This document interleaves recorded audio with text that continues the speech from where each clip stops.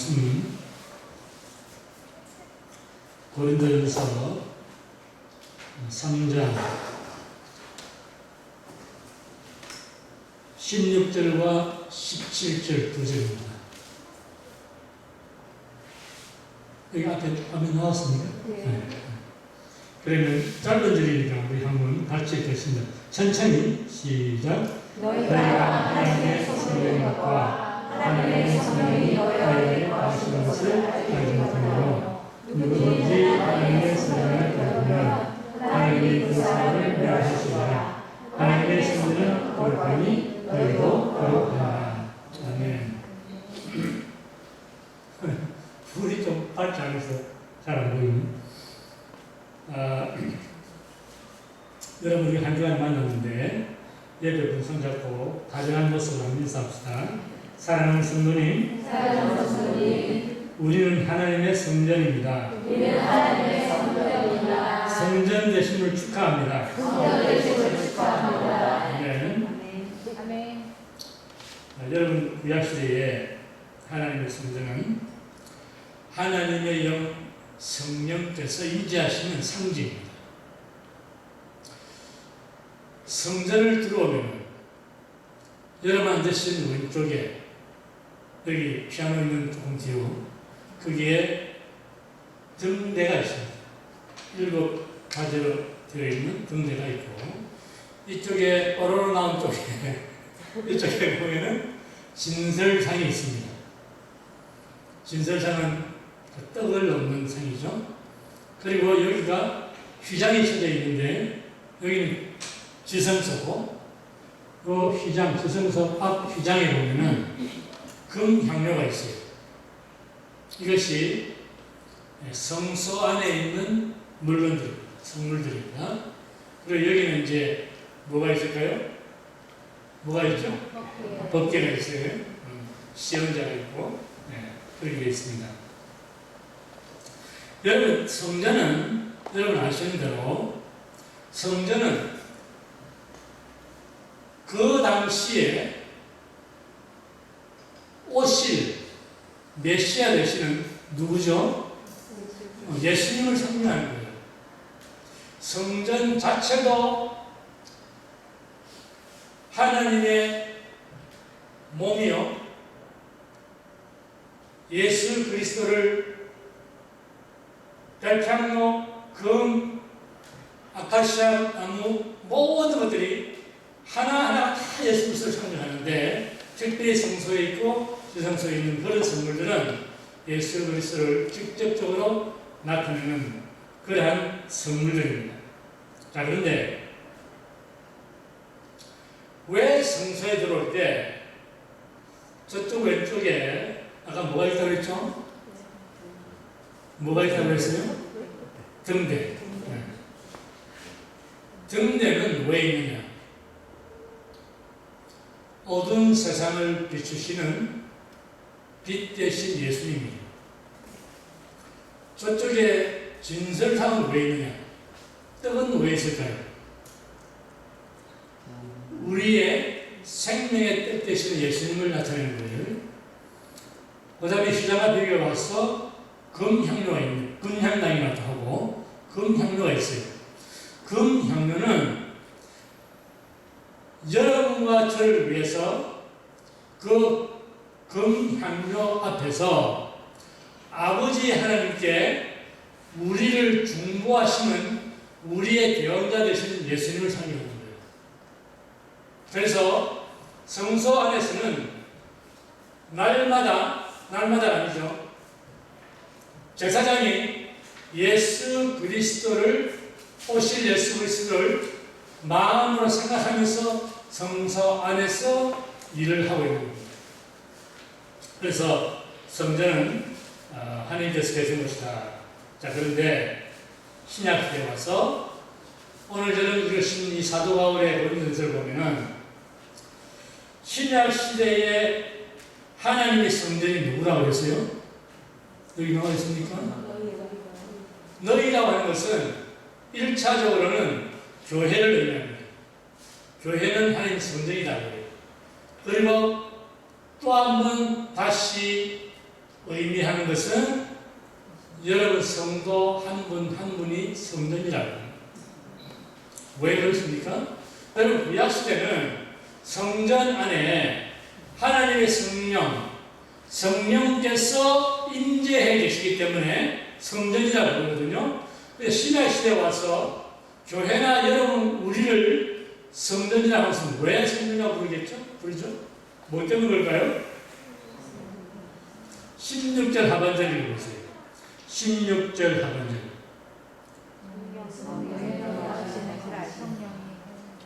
하나님의 성령이 어떻게 한다고요? 성령께서 우리 안에 거하시고 여러분 각자 안에 계시기 때문에 교회도 여러분도 성전이에요. 성전. 여러분 그렇게 믿습니까?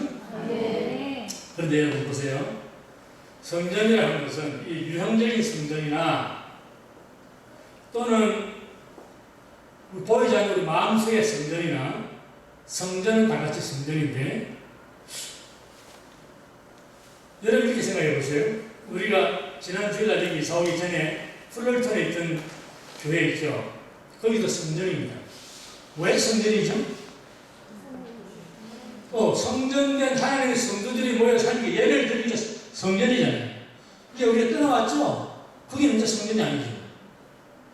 지금 여러분, 이곳에서 우리가 이제 새 성전에서 예배를 드리는데 여기서 하나님 앞에 예배 드리고 찬양 드리고 영광 돌리고 하는 이러한 행위가 앞으로 얼마나 걸릴지 모르지만 여기가 꽉 차가지고 도무지 우리가 1부, 2부, 3부를 해도 모자란다. 그때는 또 어떻게 되겠습니까? 또 옮겨야 되는 군대로. 그럼 그것이 또 성전이 되고 여기는 창고가 될 수 있는 거예요. 그러니까 하나님의 성전이라는 것은 아니 그게 여러분 꿈을 크게 하려고 그렇잖아요. 그런데 사실은 하나님께서 시온성 교회에 이번에 우리 이사하기 그 직전 무렵에 하나님께서 보여주신 게 있어요. 하나님께서 뭐죠? 성가대가 쓰기가 모자랄 정도로 여기가 꽉 찬다고 했어요. 그럼 이쪽으로 더 많이 차겠죠? 네. 그래서 여러분 이제 기도 많이 하시면서 하나님께서 인도하신 대로 나가겠습니다. 자, 그런데 하나님은 거룩하시고 성결하신 분이에요. 그래서 하나님의 성전에 우상을 드려든지 그 성전을 더럽히면은 하나님께서 아버지 뭐라고 되어 있어요? 하나님께서 어떻게 하신다고? 멸하신다. 레위기 15장 있습니까? 주사님? 레위기 15장 31절 같이 한번 읽습니다. 시작. 너희는 이와 같이 이스라엘 자손으로 그 문에서 떠나게 하여 그 가운데 있는 정성을 더럽히고 그 정성에서 술을 명케 하였다. 하나님의 성전을 부정하게 만들고 더럽히면은 하나님께서 그 사람을 죽여버려요. 이게 무서운 거예요. 우리가 지금 신약 시대에 살고 있으니까 그 옛날 유대인들이 구약 시대에 살면서 여호와 하나님 앞에 하나님의 성전을 얼마나 소중하고 귀중하게 다루는지 잘 감이 안 잡힙니다. 그러나 그 당시는 하나님의 성전을 더럽히면은 그러한 죽음이 왔다는 거예요. 실제로 여러분 솔로몬이 지었던 성전은 오늘날 예를 하나 드리겠습니다. 다른 게 이름을 들면서 미안합니다만 언예의 그 성전이잖아요. 그것보다도 더 엄청나게 비싼 돈을 들었어요. 요즘 말하면 수천만 달러가 들어가는 거예요. 그런데 여러분 잘 생각하십시오. 그렇게 하나님의 영광이 그 성전 낭성할 때 그냥 구름이 가득 차고 성령께서 그냥 충만하게 임하시고 그리고 하늘로부터 막 불이 떨어지고 하는 그런 역사가 일어난 그 솔로몬의 성전도 하나님의 백성 이스라엘이 하나님께 범죄하고 반역할 때 하나님께서 그 성전을 허물어 놓으십니다. 오늘 사도 바울이 하는 말이 그 말입니다. 이제 신약에 성년된 여러분과 제가, 우리 교회가 하나님의 성전인데 성전으로서 살아가는 우리의 삶은 하나님의 거룩하시고 존귀하신 것처럼 우리도 그러한 삶을 살아가는 거예요. 아멘. 그럴 때 하나님께서 우리 예배를 받으십니다. 아멘. 아멘.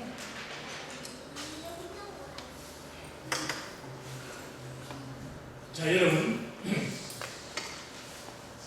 우상숭배가 뭐죠? 우상숭배를 하고 더럽히면은 하나님께서 성전을 허물어 버리신다 그러는데, 우상숭배가 뭘까요? 물론 여러분, 아론이 시내산에 모세가 올라가서 내려오니까 백성들하고 함께 모의를 해가지고 뭘 만들어냈어요?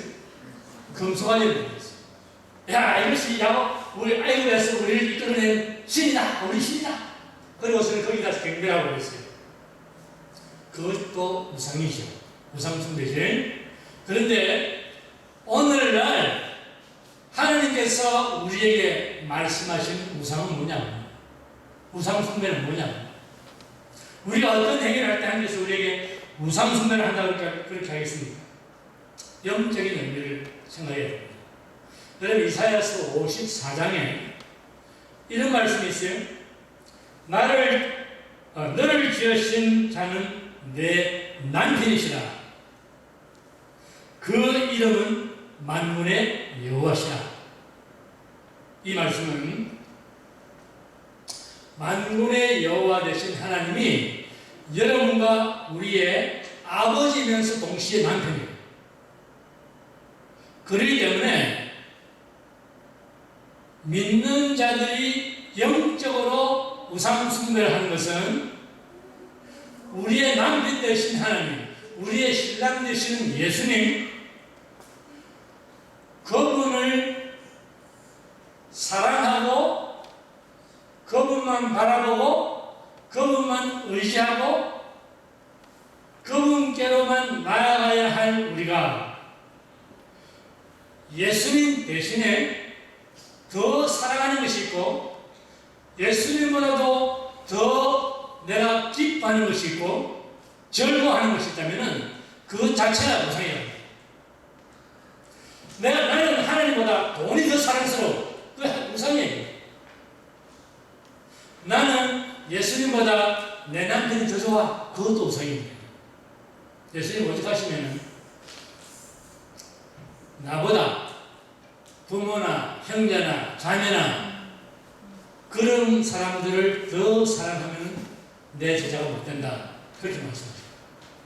그러니까 그런 의미에서 볼 때 우리는 하나님 우리의 남편이요 예수님 우리의 신랑인데 그분께 마음을 다 드리고 우리가 지금 찬양을 하면서도 보니까 저는 앞에 맨 앞에 인생 보겠습니다만 뒤에서 들려오는 찬양 소리를 들으면요, 야, 천사가 찬양하는가 싶을 정도로 아름다워요. 네.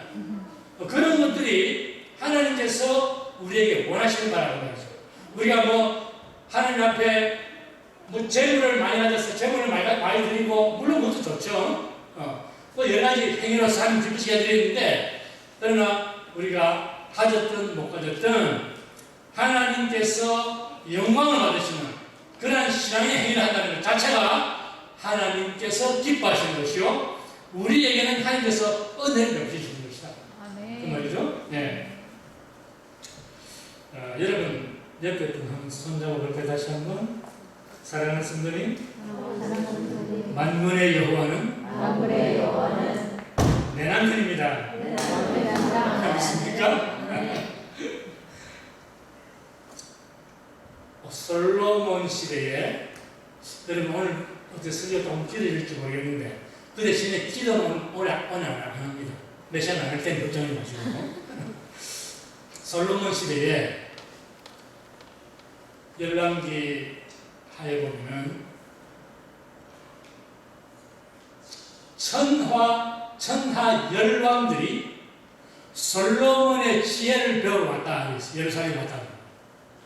그런데 그 솔로몬에게서 지혜를 배우면서 솔로몬은 그 세계 열람들에게 복음을 전수시켰어요.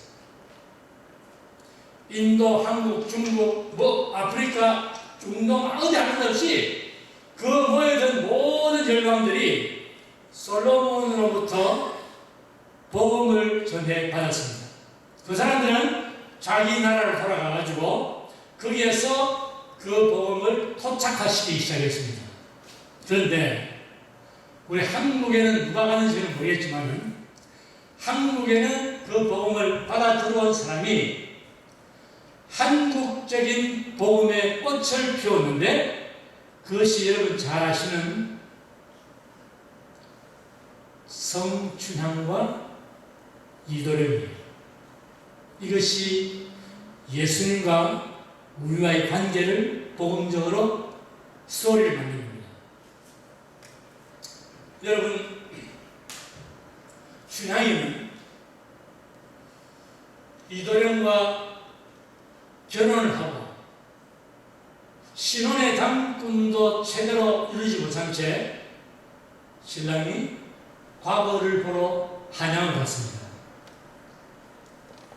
하루, 이틀, 사흘, 한 주, 두 주, 3주, 한 달, 두 달, 석 달, 몇 달이 흘러가도 남편으로부터 소식이 없어요.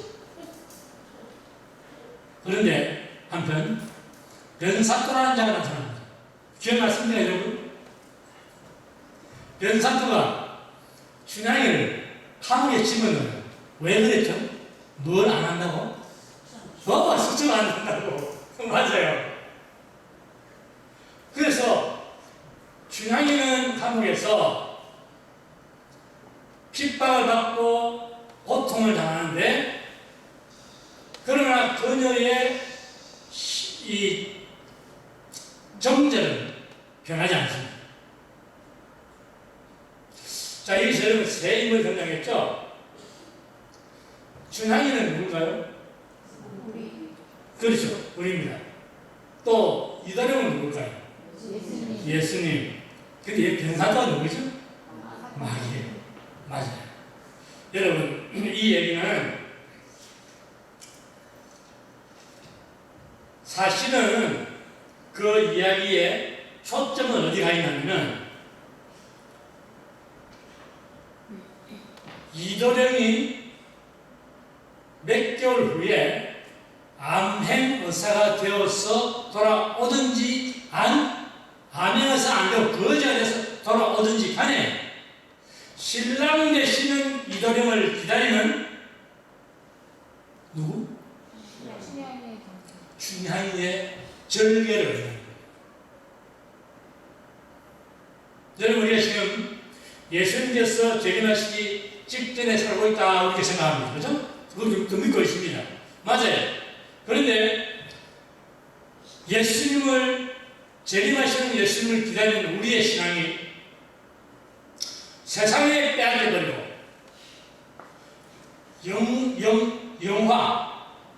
영화, 부귀, 권세, 세상 쾌락 여기에 빼앗겨버리면은 우리는 변상도가 되는 거 아니에요. 변상도 유혹에 넘어가 버리는 거예요. 그래서 춘향이는 정절을 지키고 마침내 암행옷으로 온 그 신랑 이도령을 맞습니다. 여러분, 그렇다면은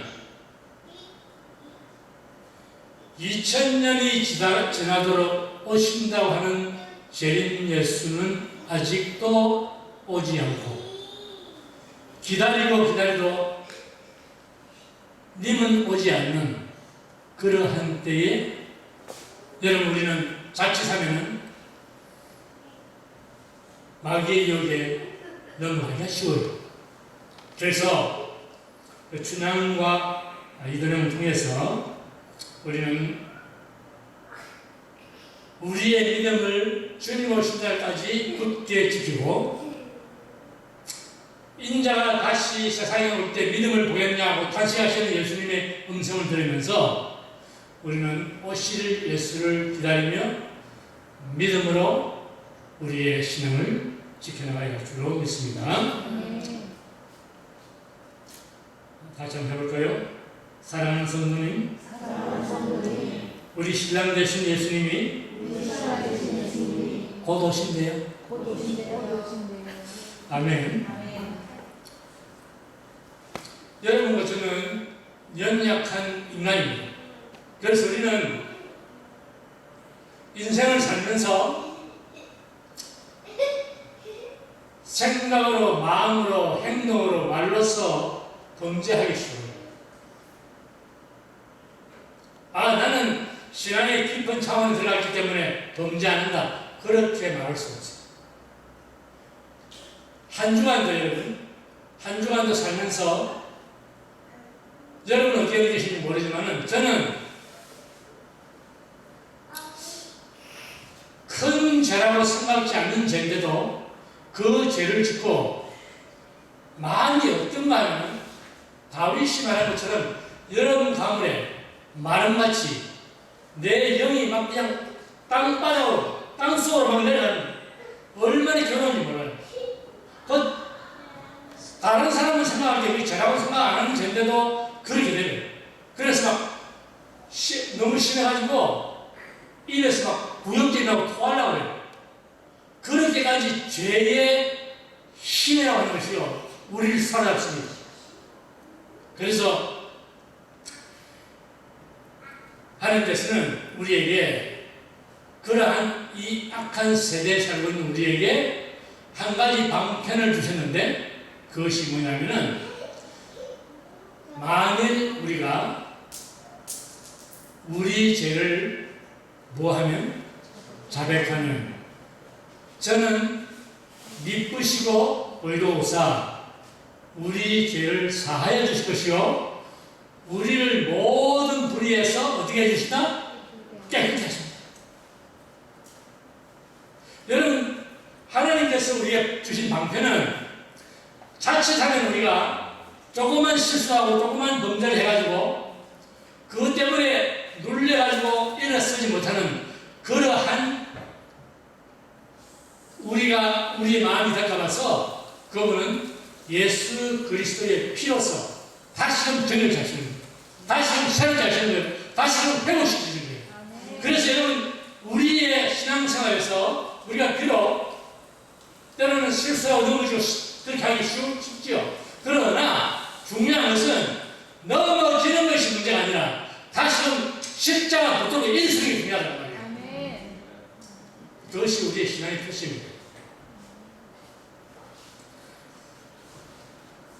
자, 그런데 오늘 사도 바울은 본문에서 이렇게 말합니다. 하나님의 성전을 더럽히면 하나님이 그 사람을 멸하시리라. 하나님의 성전을 더럽하니 너희도 그리하니라. 자, 여러분, 우리 사람이 짓는 죄는 어떠한 죄든지 하나님께서 다 용서하십니다. 우리가 주님 앞에 고백하고 주님의 보혈을 씻기 맞습니다. 그런데 성경에 몇 곳에 보면은 용서받지 못하는 죄가 있어요. 그것을 요한은 뭐라고 표현하면 사망에 이르는 죄라고 했어요. 이것이 뭐냐? 무슨 죄든지 사람을 뭐 도끼로 죽이고 총을 쏴 죽이고 뭐 온갖 짓을 해도 예수를 믿고 그 죄를 사함받을 수 있지만은 영원토록 사함받지 못하는 죄가 사망에 이르는 죄. 이 사망에 이르는 죄가 뭔가? 그것은 하나님의 성전을 더럽히는 거예요. 진짜 본문에 나오는 거예요. 하나님의 성전을 더럽히는 것이 뭔가? 그것은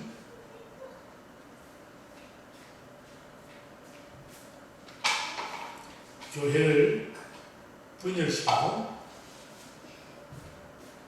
그리고 교회를 파괴하는 그러한 행위를 말합니다. 예수님께서 여러분 마태복음 12장에 누구든지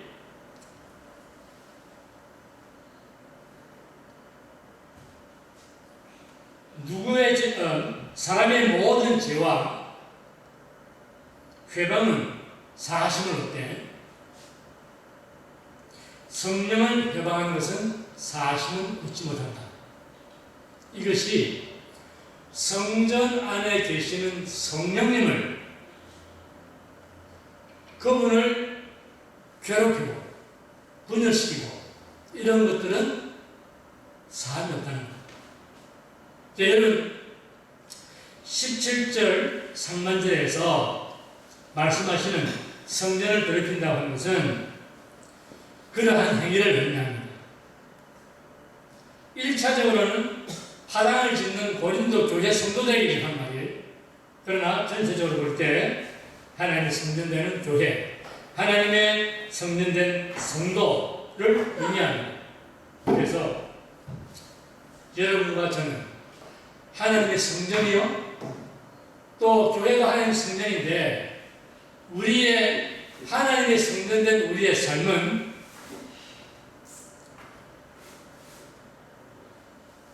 우리 자신을 세속으로부터 지켜서 거룩하신 하나님처럼 거룩한 삶으로 우리가 변화되어 갈 때 그때 성령님께서 여러분과 우리 교회 안에 성령님의 역사를 일으켜서 많은 영혼들이 주님께로 돌아오고 그리고 믿는 우리는 더 풍성한 하나님의 은혜를 누리는 그러한 믿음 생활이 되는 거예요. 아멘. 그래서 여러분 제가 비일기는 시원성교회 또 우리 성도님들 한 분도 빠짐없이 하나님의 성전된 교회와 하나님의 성전된 우리 자신이 성령 하나님께서 마음껏 운행할 수 있는 그러한 성전으로 지어져가는 그러한 복된 하나님의 성도들 되시기를 주님 이름으로 축원합니다.